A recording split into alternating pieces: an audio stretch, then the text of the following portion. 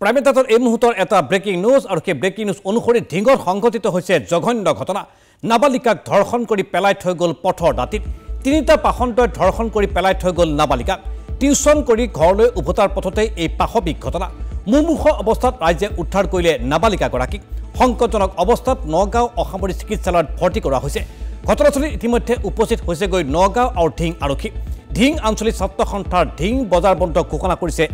এই ঘটনাৰ প্ৰতিবাদত এই মুহূৰ্তত আমাৰ হাতলৈ আহিছে এটা ব্ৰেকিং নিউজ আৰু সেই ব্ৰেকিং নিউজ অনুসৰি ঢিঙৰ সংঘটিত হৈছে জঘন্য ঘটনা নাবালিকাক ধৰ্ষণ কৰি পেলাই থৈ গ'ল পথৰ দাঁতিত তিনিটা পাখণ্ডই ধৰ্ষণ কৰি পেলাই থৈ গ'ল নাবালিকাগৰাকীক টিউচন কৰি ঘৰলৈ উভতাৰ পথতে এই পাশবিক ঘটনা মুমুখ অৱস্থাত ৰাইজে উদ্ধাৰ কৰিলে নাবালিকাগৰাকীক সংকটজনক অৱস্থাত নগাঁও অসামৰিক চিকিৎসালয়ত ভৰ্তি কৰোৱা হৈছে ইতিমধ্যে ঘটনাস্থলীত উপস্থিত নগাঁও আৰু ঢিঙৰ আৰক্ষী সবিশেষ জানিবলৈ এই মুহূৰ্তত আমি আপোনালোকক পোনে পোনে লৈ গৈছোঁ ঢিঙলৈ ঢিঙত এই মুহূৰ্তত উপস্থিত আছে আমাৰ মধ্য অসমৰ ব্যুৰো চিফ অজিত শইকীয়া এগৰাকী 10ম শ্ৰেণীত পঢ়ি থকা নাবালিকাক তিনিটা পাখণ্ডই ধৰ্ষণ কৰিছে আৰু ধৰ্ষণ কৰি তেওঁক ৰাজপথত পেলাই থৈ গৈছে আৰু পৰৱৰ্তী পৰ্যায়ত স্থানীয় লোকে সেই নাবালিকাগৰাকীক দেখি ইতিমধ্যে তেওঁক চিকিৎসালয়ত ভৰ্তি কৰোৱা হৈছে আৰু জানিব পৰা মতে তেওঁৰ অৱস্থা যথেষ্ট পৰিমাণে গুৰুতৰ সবিশেষ খবৰ কি আছে এই বুকু কঁপি যোৱা বৰ্বৰোচিত ঘটনা সম্পৰ্কত অজিত শইকীয়া নিশ্চয়কৈ দেৱজিৎ আপুনি কোৱাৰ দৰে যে তিনিটাকৈ পাখণ্ডৰ কামনাৰ বনি হ'ল এগৰাকী 10ম শ্ৰেণীৰ ছাত্ৰী আৰু সেই ছাত্ৰীগৰাকী ধৰ্ষণৰ খবৰৰ পিছতে যথেষ্ট উত্তেজনাৰ সৃষ্টি হৈছে ঢিঙত আৰু আমি যেতিয়া আহিছিলোঁ বৰ্তমান মই পৰিৱেশটো দেখাবৰ কাৰণে মোৰ সতীৰ্থ ভিডিঅ'জনী লক্ষ্যজ্যোতিক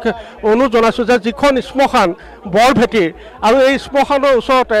তিনিটাকৈ পাখণ্ডৰ কামনাৰ বনি হৈছিলে এগৰাকী 10ম শ্ৰেণীৰ ছাত্ৰী ইতিমধ্যে সেই ছাত্ৰীগৰাকী নগাঁও মেডিকেল কলেজত উন্নত চিকিৎসাৰ বাবে তেওঁক প্ৰেৰণ কৰা হৈছে তেওঁ বৰ্তমানো অচেতন অৱস্থাত আছে কিন্তু এই মুহূৰ্তত নগাঁও আৰক্ষী অধীক্ষক স্বপ্নলীন ডেকা তেওঁ ইয়াত আহি উপস্থিত হৈছে তেওঁ ঘটনাস্থলী পৰিদৰ্শন কৰিছে কিন্তু এটা কথা কম দেৱজিৎ যে ঢিঙত এই মুহূৰ্তত চেপা উত্তেজনাই বিৰাজ কৰিছে আমি যেতিয়া আহিছিলোঁ ঢিং বজাৰত ইতিমধ্যে সকলো দোকান পোহাৰ সন্ধিয়াৰ পৰা বন্ধ কৰি দিয়া হৈছে আৰু ঢিং আঞ্চলিক ছাত্ৰ সন্থাৰ উদ্যোগত কালিৰ পৰা যেতিয়ালৈকে এই কণমানিগৰাকী ধৰ্ষণকাৰী যেতিয়ালৈকে শাস্তি নাপায় তেওঁলোকক যেতিয়ালৈকে কৰায়ত্ব নকৰে তেতিয়ালৈকে অনিৰ্দিষ্টকালীন ঢিং বন্ধ ঘোষণা কৰা হৈছে আৰু ইতিমধ্যে দেখা পোৱা গৈছে যে সকলো লোক মহিলাসকল বিশেষকৈ এই মুহূৰ্তত ওলাই আহিছে আৰু তেওঁলোকে ন্যায় বিচাৰি তেওঁলোকে প্ৰতিবাদ সাব্যস্ত কৰিছে যিটো স্থান আছিলে সেই স্থানত আৰু কলকাতাৰ যিটো অভয়াকাণ্ড সেই অভয়াকাণ্ডৰ পিছত গাৰ নোম শিহৰি যোৱা এই ঘটনাই বৰ্তমান সমগ্ৰ নগাঁও জোকাই গৈছে মই যাব বিচাৰিছোঁ বাইদেউ আপোনাৰ ওচৰত আহিছোঁ কি ক'ব আমাক ন্যায় লাগে ছোৱালীজনী ন্যায় পাব লাগে দুখী শাস্তি দিব লাগে শাস্তি দিব লাগে ন্যায় লাগে এনেকুৱা বহু আৰু হ'বই এটা কৰিছে নহয় আকৌ কৰিব গতিকে আমাক ন্যায় লাগে ফাঁচি লাগে আমাক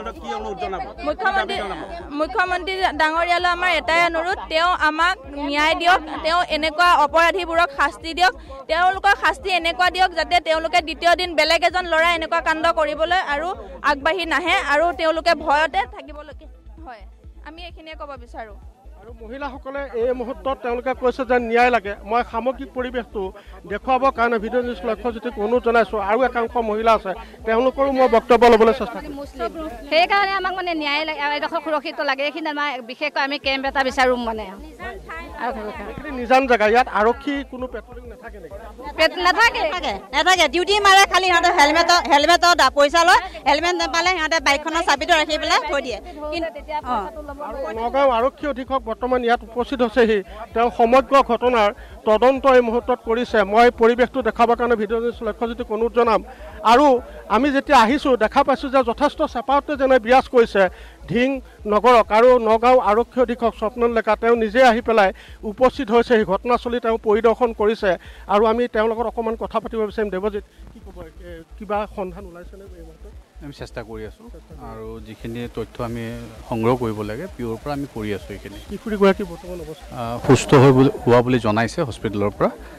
চিকিৎসাধীন হৈ আছে আৰু সুস্থ হোৱাৰ পিছত আমি তেখেতক সোধপোছ কৰিম নগাঁও মেডিকেল কলেজত আছে নগাঁও মেডিকেল তেওঁ কিন্তু এটা কথা কৈছিলে ইয়াত বৰ্তমান যেতিয়া ঢিঙৰ প্ৰাথমিক স্বাস্থ্যকেন্দ্ৰত আছিলে যে তিনিটাকৈ ল'ৰা আছিলে তিনিটাকৈ ল'ৰা থকা বুলি আমাকো জনাইছে, ইয়াৰে যিখিনি ৰাইজ আছে আমাক জনাইছে, গতিকে আমি সেইটো ভেৰিফাই কৰি আছোঁ। এয়া আছিলে নগাঁও আৰক্ষী অধীক্ষকৰ ভাষ্য। তেওঁ ইতিমধ্যে নিজে আহিছে আৰু ঘটনাস্থলী তেওঁ পৰিদৰ্শন কৰিছে। আৰু এই মুহূৰ্তত দেৱজিৎ এটা কথা ক'ব লাগিব, পাকঘৰ এৰি মহিলাসকল ওলাই আহিছে, সকলো লোক এই মুহূৰ্তত ওলাই আহিছে আৰু যিটো স্থানত সেই ঘটনাটো সংঘটিত হৈছিলে সেই স্থানত সকলো লোক ওলাই আহিছে আৰু এই মুহূৰ্তত সকলোৱে প্ৰতিবাদ সাব্যস্ত কৰিছে। নিৰ্লজ্জ কৰিছে।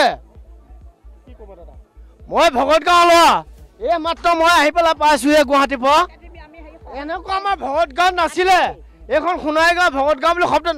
মুছলমান মানুহে কিয় এনেকুৱা? মই আৰু কথা পাতিম, আৰু লোক আছে এই মুহূৰ্তত, যথেষ্ট সংখ্যক লোক ইয়াত আহিছে আৰু আৰক্ষী এই মুহূৰ্তত তীক্ষ্ণ পহৰা ইয়াত ৰাখিছে আৰু যাতে কোনো অপ্ৰীতিকৰ পৰিৱেশৰ সূচনা নহয় তাৰ প্ৰতি তীক্ষ্ণ নজৰ ৰাখিছে। যিহেতু কালিলৈ দিনটোৰ পৰা, কাইলৈ পুৱাৰ পৰা ইয়াত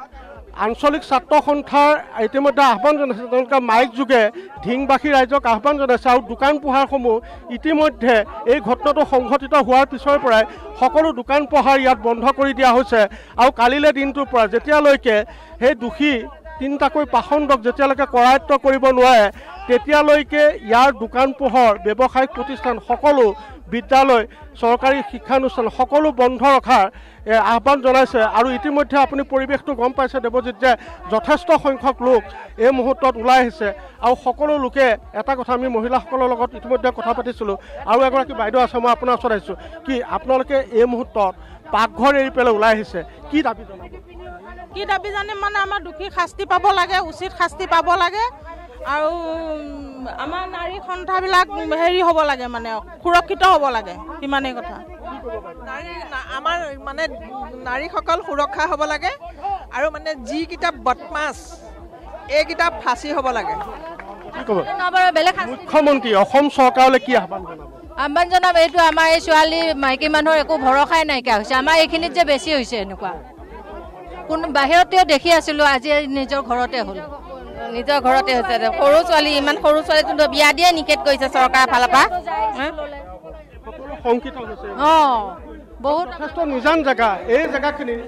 হয়, ধন্যবাদ। সেয়া আছিল আমাৰ সতীৰ্থ সাংবাদিক অজিত শইকীয়া, আৰু অজিত শইকীয়াই ঢিঙৰ পৰা পোনপটীয়া সম্প্ৰচাৰ যোগে দেখুৱালে আৰু সবিশেষ তথ্য প্ৰকাশ কৰিলে কেনেকৈ এগৰাকী নাবালিকাক ধৰ্ষণ কৰিলে তিনিটাকৈ দুৰ্বৃত্তই। আৰু এই খবৰ প্ৰকাশ পোৱাৰ পাছতে এতিয়া চেপা উত্তেজনাই বিৰাজ কৰিছে সমগ্ৰ ঢিং অঞ্চলতে। আৰু ইতিমধ্যে সেই দুৰ্বৃত্ত তিনিটাক গ্ৰেপ্তাৰৰ বাবে সকলো ধৰণৰ অভিযান আৰম্ভ কৰিছে আৰু আৰক্ষীয়ে তদন্ত এই ক্ষেত্ৰত ক্ষিপ্ৰতাৰে আগবঢ়াই লৈ যোৱা বুলি জানিব পৰা গৈছে। আৰু ইতিমধ্যে পোনপটীয়া সম্প্ৰচাৰযোগে আৰক্ষী আয়ুক্তগৰাকীয়ে এই কথা প্ৰকাশ কৰিলে। আমাৰ পোনপটীয়া সম্প্ৰচাৰযোগে সাংবাদিক অজিত শইকীয়াক জনালে যে নাবালিকাগৰাকীৰ স্বাস্থ্য বৰ্তমান যথেষ্ট পৰিমাণে সুস্থিৰ বুলি জানিব পৰা গৈছে।